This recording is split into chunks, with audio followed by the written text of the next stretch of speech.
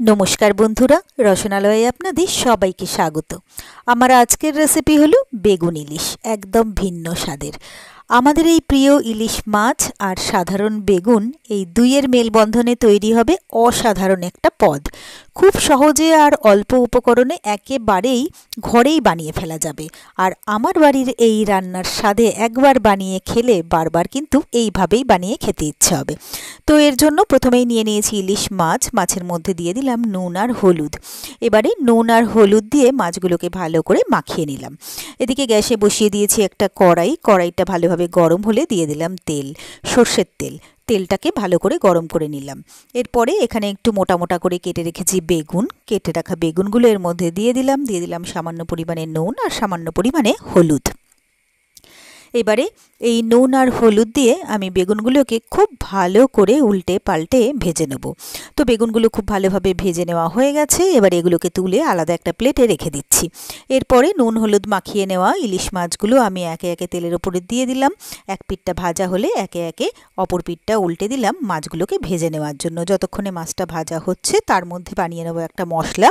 নিয়ে নিয়েছি মিক্সি, দিয়ে দিয়েছি 1 চামচ সাদা সর্ষে, 1 চামচ কালো সর্ষে, দিয়ে দিচ্ছি 1.5 চামচ গোটা জিরে, আর দিয়ে দিচ্ছি সামান্য পরিমাণে একটু নুন, দিয়ে দিচ্ছি 2টো কাঁচা লঙ্কা, দিয়ে এটার একটা সুন্দর মশলা আমি বেটে নিলাম। এবারে একটা ছাঁকনি আর বাটি নিয়ে নিয়েছি। আমি এই মশলাটাকে ছেঁকে নিলাম। মশলা ধোয়া জলটাও দিয়ে দিলাম, দিয়ে মশলাটাকে খুব ভালো করে ছেঁকে মশলাটাকে রেডি করে নিলাম। এদিকে মাছগুলো আমার ভাজা হয়ে গেছে। মাছগুলোকে আমি একে একে তুলে আলাদা প্লেটে রেখে দেবো। এরপরে তেলের মধ্যে দিয়ে দিচ্ছি 1/2 চামচ কালো জিরে। এবার এটাকে কয়েক সেকেন্ডের জন্য ভেজে নেবো। এটা ভাজতে ভাজতে যখন বেশ একটা গন্ধ বেরিয়ে যাবে, এরপরে যে মশলাটা তৈরি করেছিলাম সেই মশলাটা দিয়ে দিলাম, আর প্রয়োজন মতো জল এখানে দিয়ে দিলাম। এরপরে দিয়ে দিচ্ছি হলুদ, দিয়ে দেবো স্বাদ মতো নুন। এবারে সবটাকে ভালো করে মিলিয়ে মিশিয়ে নেব। তারপরে এই ঝোলটাকে একটুক্ষণ ফুটে উঠতে সময় দেব। তো ঝোলটা আমার ভালোভাবে ফুটে উঠেছে।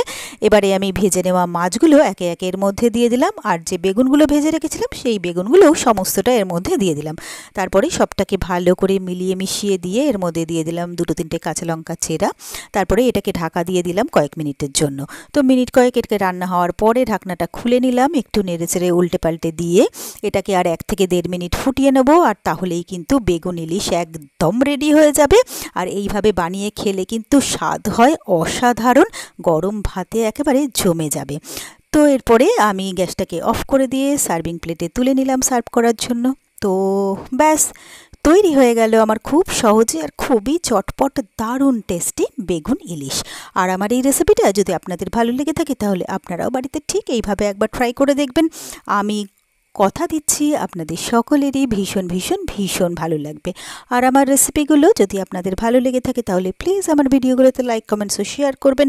আর আমার চ্যানেলটা যদি নতুন চেক করতে থাকেন তাহলে প্লিজ আমার চ্যানেলটাকে সাবস্ক্রাইব করে পাশে থাকা বেল আইকনটা প্রেস করে দেবেন।